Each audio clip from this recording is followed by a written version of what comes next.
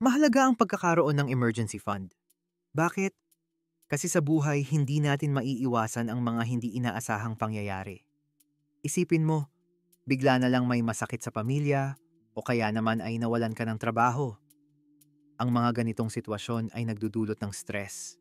At kung wala kang nakalaan na pondo, mas lalo itong magiging mahirap. Ang emergency fund ay parang safety net. Ito ang nagbibigay sa atin ng kapayapaan ng isip. Kapag may nakalaan na pera para sa mga ganitong pagkakataon, hindi tayo masyadong mababahala. Pero paano nga ba tayo makakapagsimula? Una, kailangan mong magtakda ng layunin. Magandang magsimula sa isang halaga na kayang-kaya mong ipunin.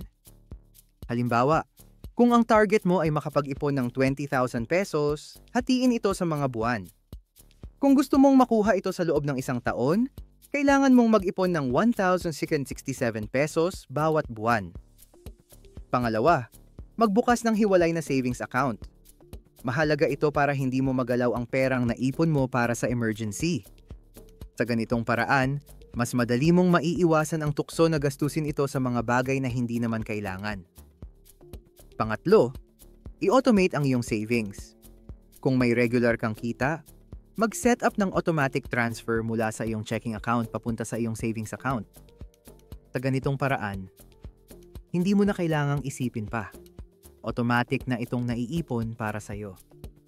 Minsan, mahirap talagang magsimula, pero isipin mo na lang ang kapayapaan na dulot nito. Isipin mo ang mga pagkakataon na hindi mo na kailangang mangutang o manghihiram sa mga kaibigan.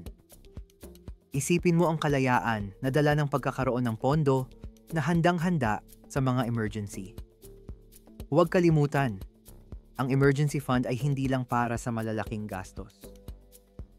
Minsan, ang simpleng pagkakaroon ng pondo para sa mga minor na emergency, tulad ng pagkasira ng sasakyan o bigla ang gastos sa bahay, ay napakalaking tulong.